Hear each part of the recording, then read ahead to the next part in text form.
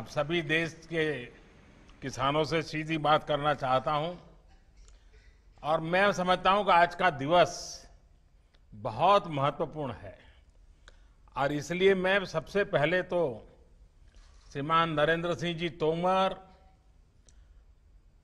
कृषि मंत्रालय के सभी अधिकारी, कृषि विभाग की पूरी टीम, बैंकिंग सेक्टर के मित्र, इन सबको मैं बधाई देता हूं क्योंकि आज छुट्टी का दिन होने के बाद भी बैंक समेत सभी लोग इस कार्यक्रम को सफल बनाने के लिए जुटे हुए हैं और मुझे खुशी है कि कृषि मंत्रालय ने आज का रविवार होने के बाद भी जो दिवस पसंद किया है और उसका कारण बहुत महत्वपूर्ण है, बहुत बड़ा प्रेरक है।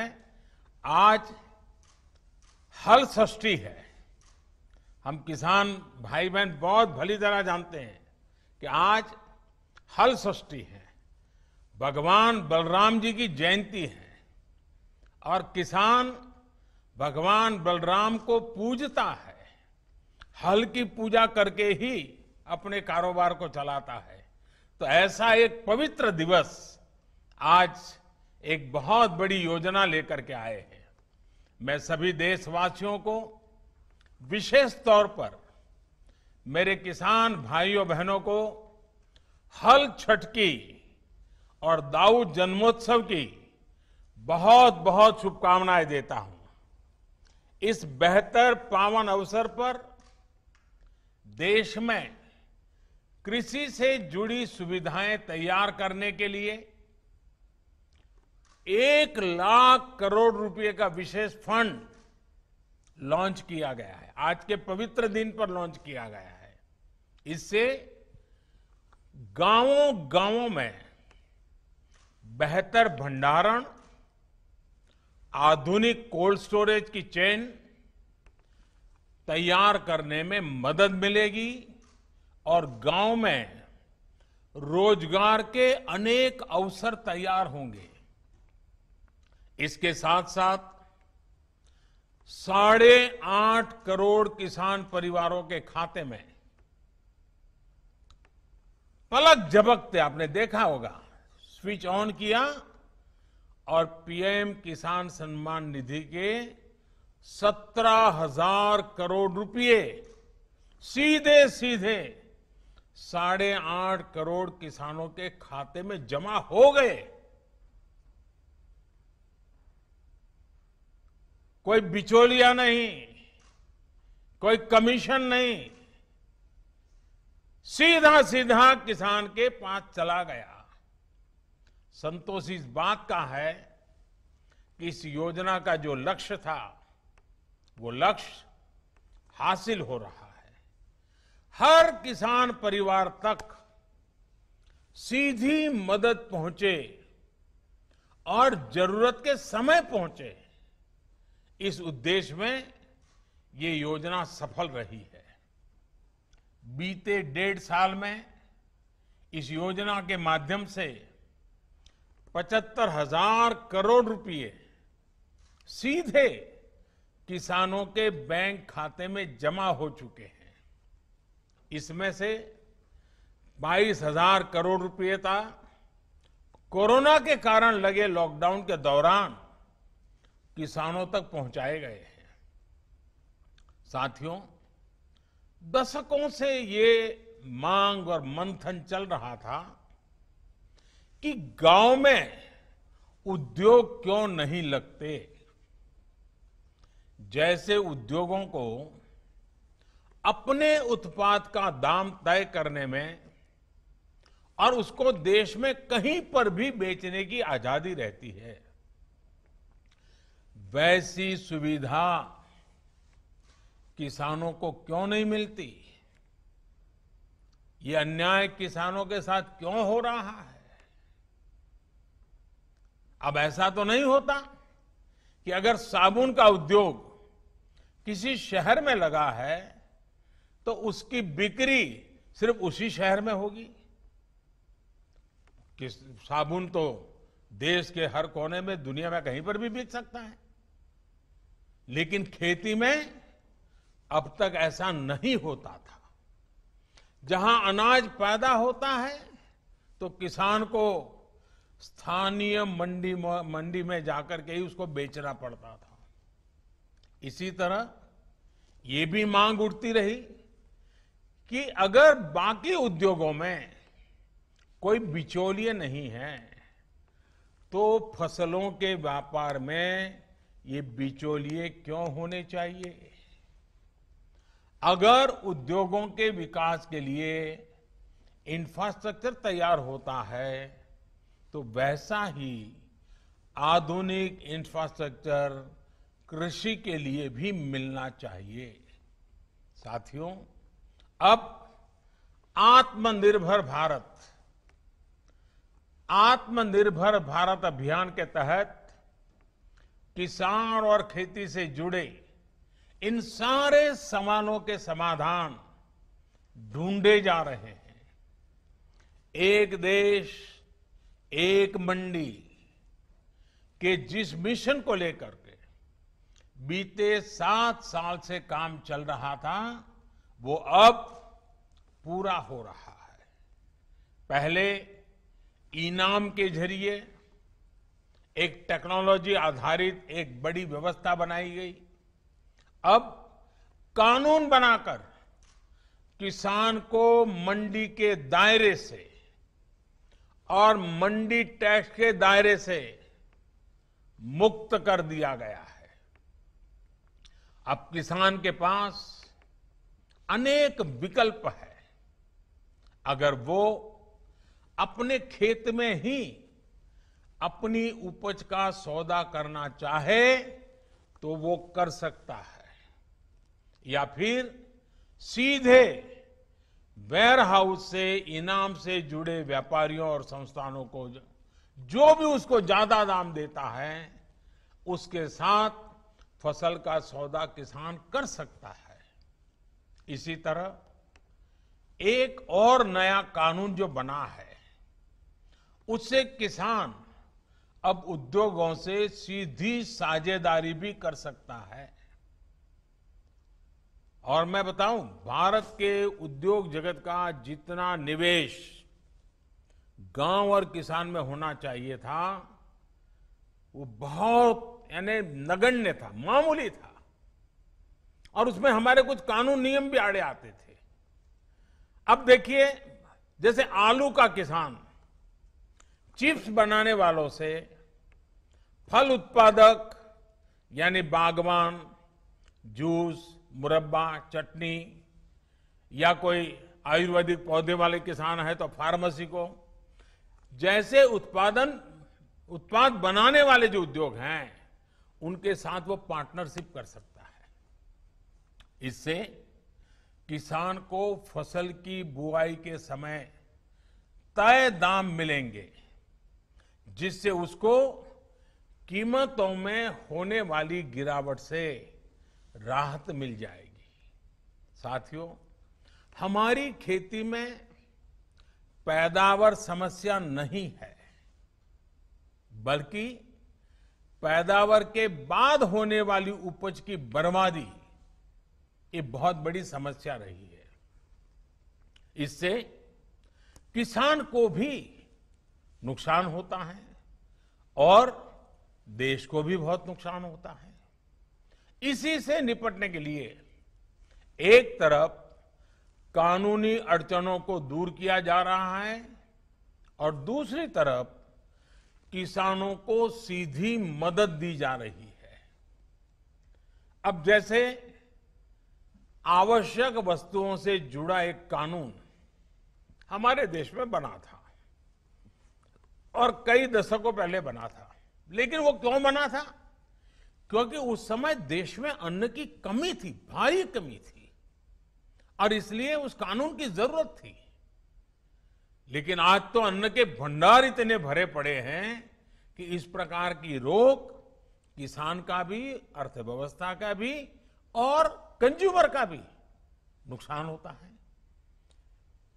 लेकिन बड़ा हैरानगी है कि यह कानून अभी भी चलता रहा। जब हम दुनिया के दूसरे बड़े अन्न उत्पादक बन चुके हैं, तब इस कानून की कोई जरूरत नहीं है। गांव में अगर अच्छे गोदाम नहीं बन पाए, कृषि आधारित उद्योगों को अगर प्रोत्साहन नहीं मिल पाया, तो उसका एक बड़ा कारण ये कानून स्वयं में एक बहुत बड़ा रुकावट था। और इस कानून में ये भी एक दुर्भाग्य रहा कि इस कानून का उपयोग से ज्यादा बाबुओं ने उसका दुरुपयोग किया। इससे देश के व्यापारियों को, निवेशकों को, उनको डराने का काम ज्यादा हुआ। अब इस डर के तंत्र से भी कृषि से जुड़े व्यापार को मुक्त कर दिया गया है। इसके बाद अब व्यापारी, कारोबारी गांवों में स्टोरेज बनाने में और दूसरी व्यवस्थाएं तैयार करने के लिए आगे आ सकते हैं। साथियों, आज जो एग्रीकल्चर इंफ्रास्ट्रक्चर फंड लॉन्च किया गया है, इससे किसान अपने स्तर पर भी गांवों में भंडारण की आधुनिक सुविधाएं बना पाएंगे।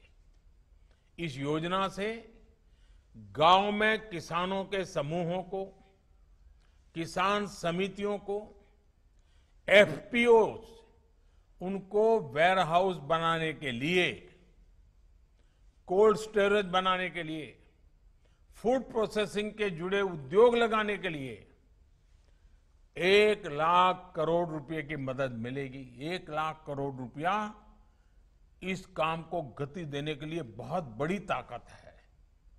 ये जो धन किसानों को उद्यमी बनाने के लिए उपलब्ध कराया जाएगा और उस पर 3% ब्याज की छूट भी मिलेगी। थोड़ी देर पहले ऐसे ही कुछ किसान संघों से मेरी चर्चा हुई अभी, जो सालों से इस किसानों की मदद कर रहे हैं, संगठन बना करके कुछ न कुछ नई नई कल्पनाएं के साथ आगे बढ़ रहे हैं। इस नए फंड से देश भर में ऐसा काम करने वाले संगठनों को बहुत बड़ी ताकत मिलेगी, बहुत बड़ी मदद मिलेगी। साथियों, इस आधुनिक इंफ्रास्ट्रक्चर से कृषि आधारित उद्योग लगाने में एक बहुत बड़ा बदलाव आएगा और बहुत बड़ी गति आएगी।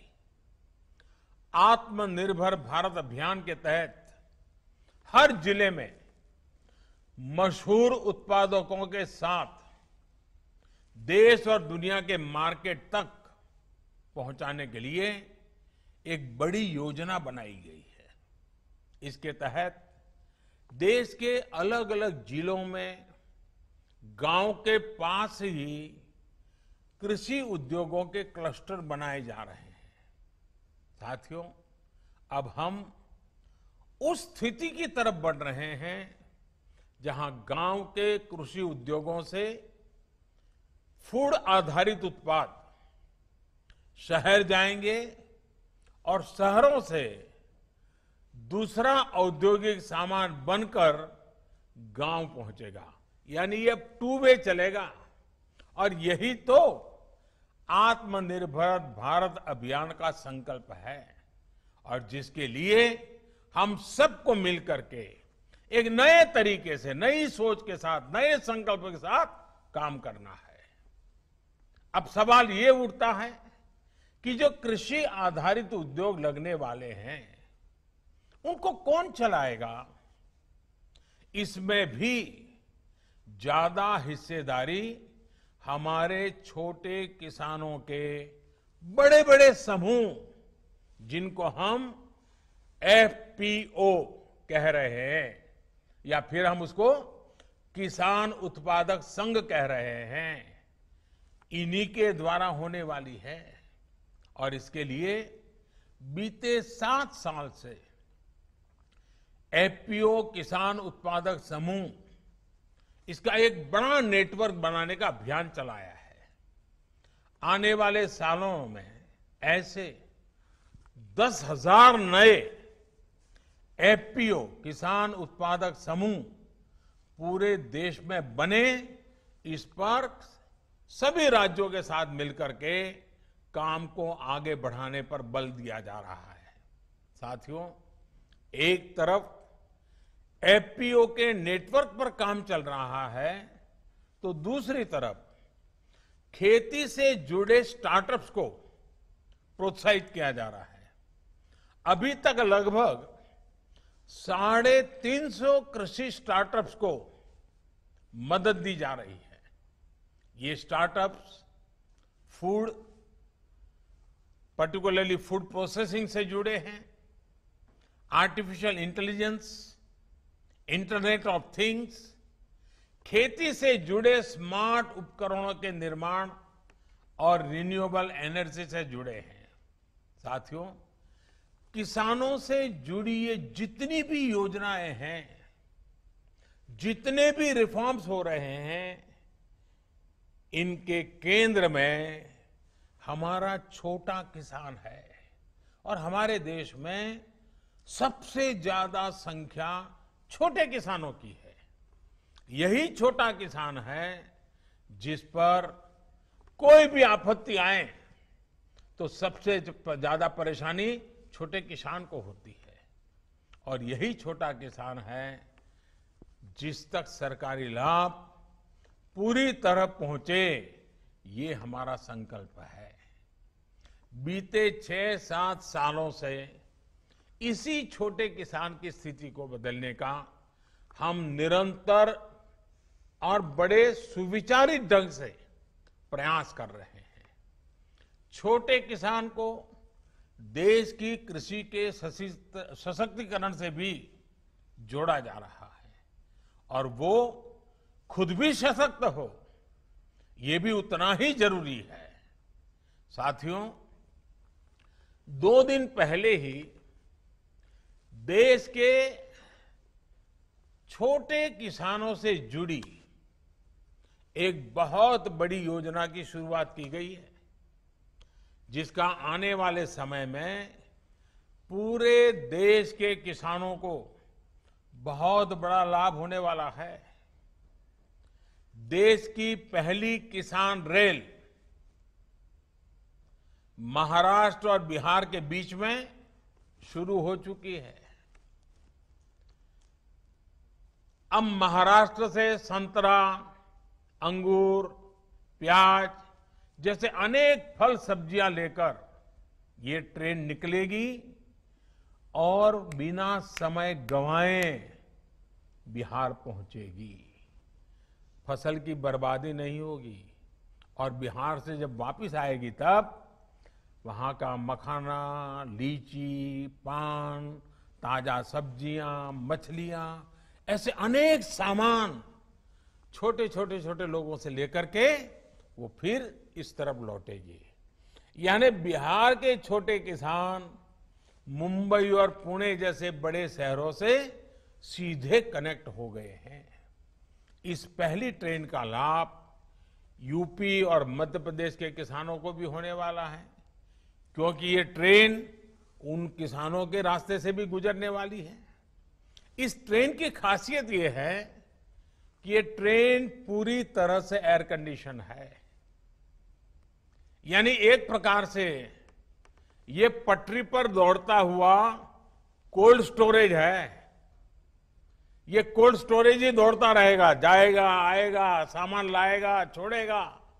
इससे दूध, फल, सब्जी, मछली पालक ऐसे हर प्रकार के किसानों को भी लाभ होगा और शहर में इनका उपयोग करने वाले उपभोक्ताओं को भी लाभ होगा। ताजा चीजें मिलेगी उनको और जहां से उनको अच्छी चीज चाहिए वहां से मिलेगी। किसान को लाभ ये होगा कि उसको अपनी फसल स्थानीय मंडियों या हाट बाजारों में मजबूरन कम दाम पर बेचना नहीं पड़ेगा। उसकी मजबूरी जाएगी। ट्रकों में फल सब्जी जिस प्रकार बर्बाद हो जाते थे, उससे भी मुक्ति मिलेगी और ट्रकों के मुकाबले भाड़ा भी कई गुना कम हो जाएगा। शहरों में रहने वाले साथियों को लाभ ये होगा कि अब मौसम के कारण या दूसरे संकटों के समय फ्रेश फल सब्जियों की जो कमी हो जाती थी वो भी नहीं होगी और कीमत पर भी जो कभी कभी खेल खेलने का लोगों को मौका मिल जाता था वो भी बंद हो जाएगा। इतना ही नहीं, इससे गांवों में छोटे किसानों की स्थिति में एक और परिवर्तन आएगा। अब जब देश के बड़े शहरों तक छोटे किसानों की पहुंच हो रही है तो वो ताजा सब्जियों उगाने की दिशा में आगे बढ़ेंगे, पशुपालन और मत्स्य पालन की तरफ भी प्रोत्साहित होंगे। इससे कम जमीन से भी अधिक आय का रास्ता खुल जाएगा। रोजगार और स्वरोजगार के अनेक नए अवसर खुलेंगे। साथियों, ये जितनी भी कदम उठाए जा रहे हैं इनसे 21वीं सदी में देश की ग्रामीण अर्थव्यवस्था की तस्वीर भी बदलेगी। कृषि से आय में भी वृद्धि होगी। हाल में मिल गए हर जितने भी निर्णय लिए गए हैं, हर निर्णय आने वाले समय में गांव के नजदीक ही व्यापक रोजगार तैयार करने वाले अनेक अवसर इससे होने वाले हैं। गांव और किसान आपदा में भी देश को कैसे संबल दे सकता है, ये बीते 6 महीने से हम देख रहे हैं। ये हमारे किसान ही हैं जिन्होंने लॉकडाउन के दौरान देश को खाने पीने की जरूरी सामान की समस्या नहीं होने दी। देश जब लॉकडाउन में था तब हमारा किसान खेतों में फसल की कटाई कर रहा था और बुआई के नए रिकॉर्ड बना रहा था। लॉकडाउन के पहले दिन से लेकर के दीपावली और छठ तक के 8 महीनों के लिए 80 करोड़ से ज्यादा देशवासियों तक अगर मुफ्त राशन आज हम दे पा रहे हैं, पहुंचा पा रहे हैं, तो उसके पीछे भी हमारे सामर्थ्य के साथ साथ हमारे इन किसानों की तपस्या जुड़ी है, उनकी मेहनत जुड़ी हुई है। तब जाकर के, और ये दुनिया का सबसे बड़ा प्रोजेक्ट है। 80 करोड़ परिवारों को, 80 करोड़ लोगों को 8 महीने तक मुफ्त में खाना मिले, कोई गरीब रात को भूखा न सो जाए। अगर हमारे किसानों ने ये तपस्या न की होती, इतना बड़ा काम न किया होता, तो शायद ये हम भी चाहते हुए भी शायद न कर पाते। साथियों, सरकार ने भी सुनिश्चित किया कि किसान की उपज की रिकॉर्ड खरीद हो, जिससे पिछली बार की तुलना में करीब 27,000 करोड़ रुपए ज्यादा किसानों की जेब में पहुंचा है। बीज हो या खाद, इस बार मुश्किल परिस्थितियों में भी रिकॉर्ड उत्पादन किया गया और डिमांड के अनुसार किसान तक पहुंचाया गया। यही कारण है कि इस मुश्किल समय में भी हमारी ग्रामीण अर्थव्यवस्था मजबूत है। गांव में परेशानी कम हुई है। हमारे गांव की ये ताकत देश के विकास की गति को भी तेज करने में अग्रणी भूमिका निभाए। इसी विश्वास के साथ आप सभी किसान साथियों को मेरी तरफ से बहुत बहुत शुभकामनाएं हैं। भगवान बलराम के हम पर आशीर्वाद बने रहें। कोरोना को गांव से बाहर रखने में जो प्रशंसनीय काम मेरे किसान भाई बहनों ने, हमारे गांव वालों ने किया है, उसको आप जरूर जारी रखेंगे। 2 गज की दूरी और मास्क है जरूरी, ये मंत्र पर अमल करते रहें, सतर्क रहें, सुरक्षित रहें। भगवान बलराम के आशीर्वाद सदा सर्वदा आप पर बना रहे, इसी शुभकामना के साथ सभी मेरे देश के किसान भाइयों बहनों का मैं हृदय से बहुत बहुत आभार व्यक्त करता हूं। धन्यवाद।